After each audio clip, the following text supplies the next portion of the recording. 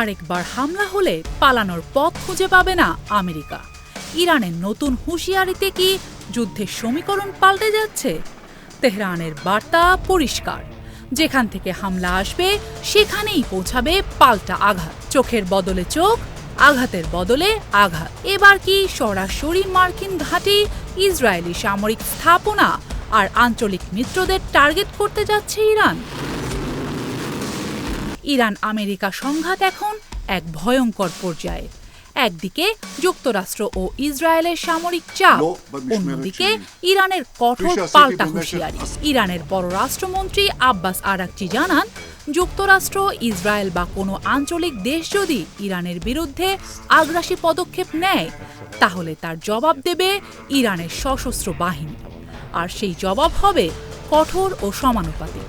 তেহরানের বার্তা শুধু কূটনৈতিক নয়, এর সঙ্গে যুক্ত হয়েছে সামরিক সতর্কবার্তাও। ইরান বলছে, কোনো হামলা হলে শুধু সীমান্তের ভেতরে নয়, হামলার উৎস পর্যন্ত পৌঁছাবে তার পাল্টা আঘাত। অর্থাৎ যেখান থেকে আক্রমণ চালানো হবে সেই জায়গায় হয়ে উঠতে পারে ইরানের টার্গেট।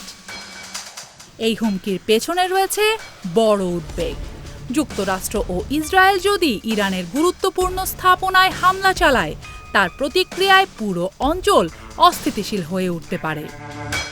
ইরানের সামরিক কমান্ড সতর্ক করেছে, যেসব দেশ যুক্তরাষ্ট্রকে সহযোগিতা করবে তারাও সংঘাতের আগুন থেকে নিরাপদ থাকবে না। এরই মধ্যে মধ্যপ্রাচ্যের একাধিক ফ্রন্টে বাড়ছে উত্তেজনা। ইরান সমর্থিত গোষ্ঠীগুলোর সঙ্গে যুক্ত হয়েছে নতুন সংঘাত। মার্কিন ও ইসরায়েলি অবস্থানগুলোতে হামলার অভিযোগ উঠছে। অন্যদিকে যুক্তরাষ্ট্র ইরানের সামরিক সক্ষমতা দুর্বল করতে একের পর এক অভিযান চালাচ্ছে। কিন্তু সবচেয়ে বড় প্রশ্ন, আমেরিকার সামরিক শক্তি কি এই দীর্ঘ সংঘাত সামলাতে পারবে? একাধিক রিপোর্টে উঠে এসেছে, দীর্ঘ লড়াইয়ে যুক্তরাষ্ট্রের গুরুত্বপূর্ণ প্রতিরক্ষা অস্ত্রের মজুদের ওপর চাপ পড়েছে। আর এখানেই যুদ্ধের নতুন সমীকরণ। যুক্তরাষ্ট্র একদিকে ইসরায়েলকে রক্ষা করতে চাইছে, অন্যদিকে নিজেদের সামরিক সক্ষমতাও ধরে রাখতে চাইছে।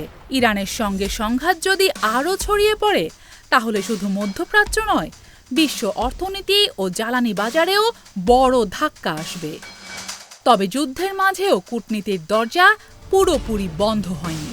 মধ্যস্থতাকারীদের মাধ্যমে বার্তা আদান প্রদান চলছে, কিন্তু সবচেয়ে বড় বাধা বিশ্বাসের সংকট। ইরান বলছে, হুমকির মুখে কোনো আলোচনা নয়, আর যুক্তরাষ্ট্র চাইছে চাপের মাধ্যমে সমঝোতা আদায় করতে। এখন সবচেয়ে বড় প্রশ্ন, ইরানের এই যেখান থেকে হামলা সেখানেই পাল্টা হামলা নীতি কি শুধুই হুঁশিয়ারি, নাকি এর পেছনে প্রস্তুত বড় কোনো সামরিক পরিকল্পনা? ট্রাম্প কি ইরানকে নত করতে পারবেন, নাকি ইরানের পাল্টা কৌশলে আমেরিকাকেই নতুন হিসাব করতে হবে?